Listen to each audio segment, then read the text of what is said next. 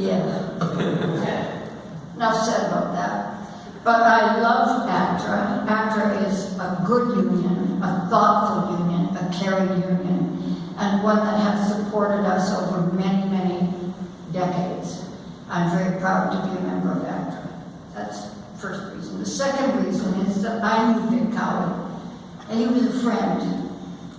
In fact, I had the wonderful experience to do Vic's last play before he died with him. We did a play called Nine for Pinterfest. And it was very well received. No one could buy a seat. It was amazing. And when we were backstage waiting to do our little bit of rehearsal, Vic and I would get talking, and it was usually about Shakespeare, because he was so amazing about Shakespeare. I was at his feet listening to him. He was so great. More than that, he was a professor at U of M for so many years, and people used to line up to get into his class. I'm not kidding about that. They lined up to get into his class. Now, how many professors do you know where the people line up to get in? He was so right. Then I found out, he told me in one of our little sojourns backstage, I studied with Robertson Davies and Marshall McLuhan. I said, well, what a slouch. The other thing we used to talk about is language, because we were both decrying the loss of good English and how it has changed over our years and how we watch it deteriorate, and have been very sad about that. At the end of our time together, the second time that we did the show, where we added one, we called it 9+, we added a scene, called it 9+. And I said to him, as I said goodbye to him after that show, I will continue to correct people's grammar and spelling in your name. And he said, oh, would you? I said, yes. Well, Vic died a year after that. And very suddenly, I mean, he got cancer and it took him, and we were all shocked, and it was too early. So if you notice me correcting your grammar, it's Vic coming through.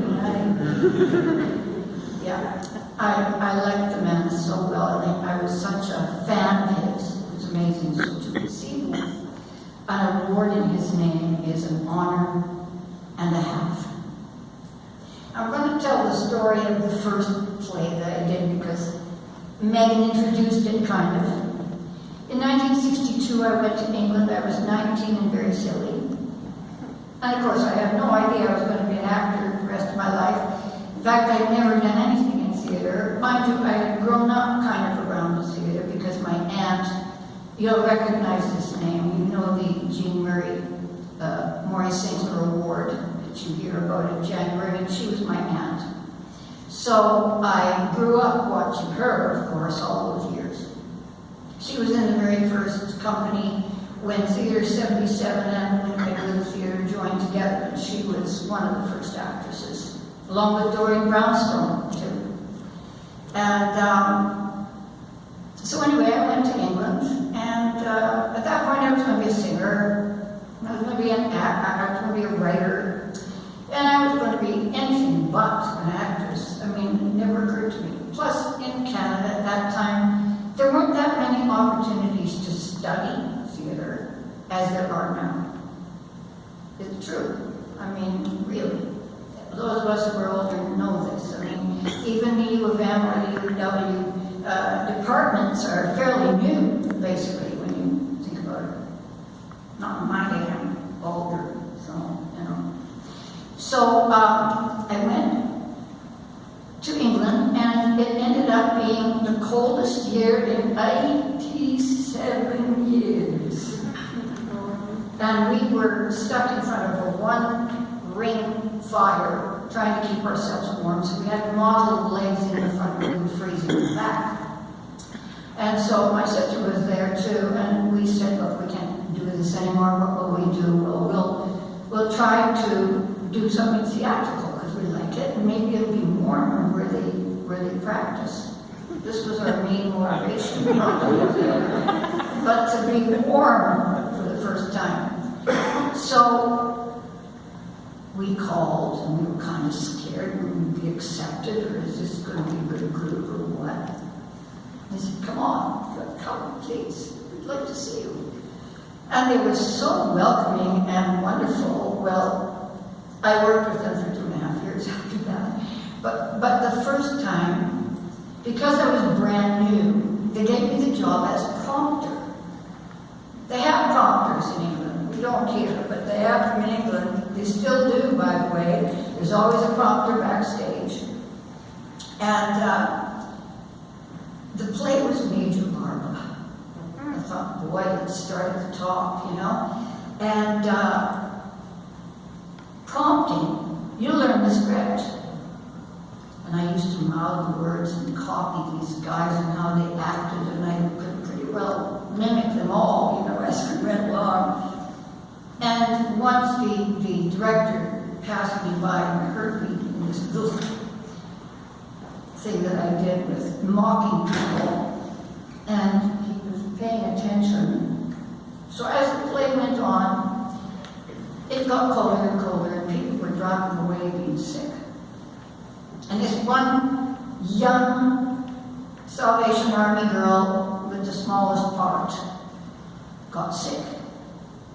And so he came to me and said, I think you could play this quite easily. It's 3 lines. You could play it, you know the lines. But the main thing is, you will fit the costume.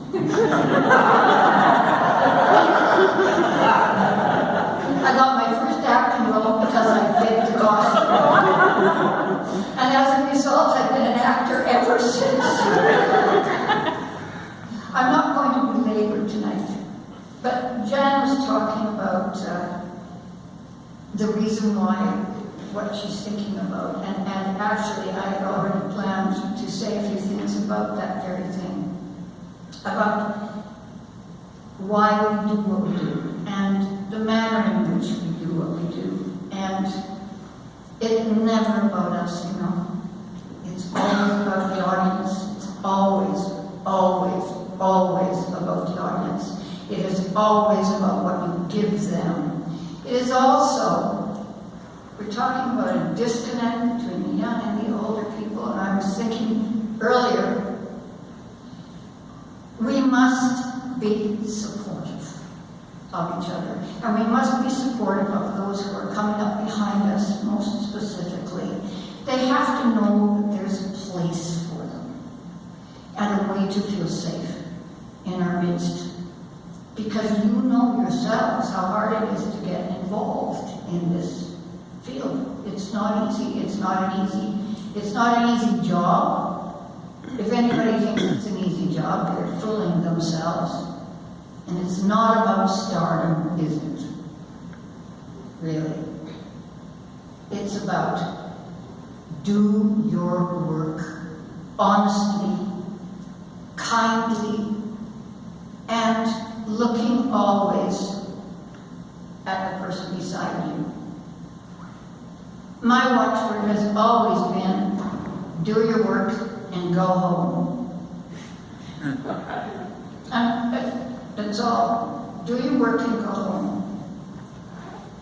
But anyway, that's all I have to say to you, but I just wanted to say another